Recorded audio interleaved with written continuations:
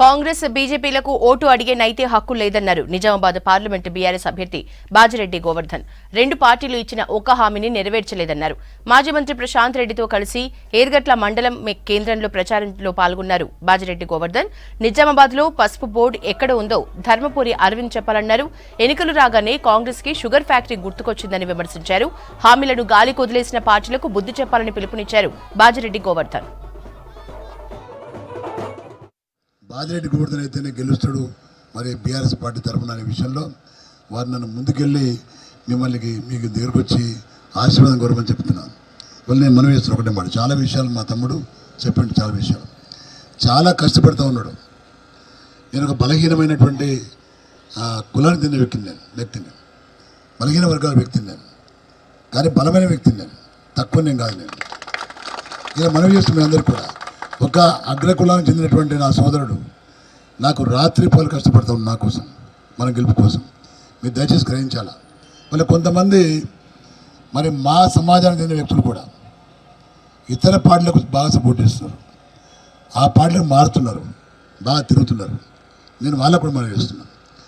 గత 9 ఏళ్ల క్రితం తెలంగాణ సాధించినటువంటి కేసీఆర్ గారు ఈ తెలంగాణ రాష్ట్రంలో ముఖ్యమంత్రి అయిన తర్వాత ఏ ఒక్క వర్గాన్ని కూడా వదిలిపెట్టకుండా రైతుల్ని, బలహీన వర్గాలను, మరి గూండ్ల వాళ్ళను, అదేవిధంగా మన రైతాంగాన్ని కాకుండా ఇంకా మన ముదిరాజులను, తర్వాత మా బీడీ కార్మికుల సోదరిమణులను ఏ ఒక్కరిని కూడా వదిలిపెట్టకుండా ప్రతి ఒక్కరూ నా సొంత కుటుంబ సభ్యులనే ఉద్దేశంతో అన్ని వర్గాలను వారు మరి ఈ విధంగా సపోర్ట్ చేసినారు.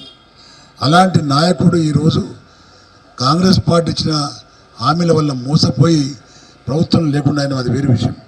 కానీ మోసపోయింది ఎవరు? మోసపోయింది మేము కాదు, మోసపోయింది ప్రజలు. ప్రజలు మోసపోయినారు, ఈ అధికారం కోల్పోయిన ప్రజలు.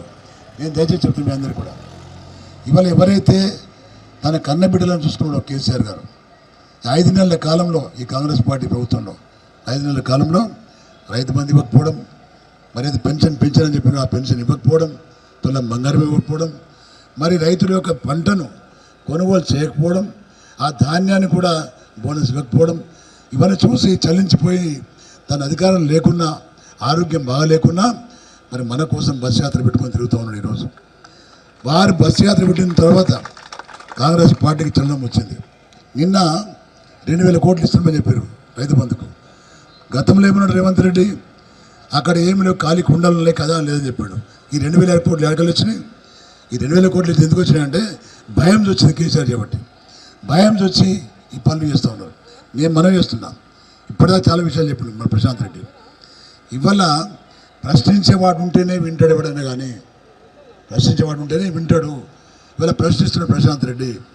నేను రేపు గెలిచిన తర్వాత మీ అందరి దయవల్ల నేను కూడా తోడు ఉంటా, నేను ప్రశ్నిస్తా. నా ప్రశ్న అట్లా ఉండదు. నేను చెప్తున్నా మీ అందరికీ కూడా, నేను కానీ నాతో పాటు ఇంకో 10 మంది ఎంపీలు గెలుస్తారు మన బీఆర్ఎస్ పార్టీ వాళ్ళు. మనకున్న ఎమ్మెల్యేలు ఉన్నారు 38 మంది.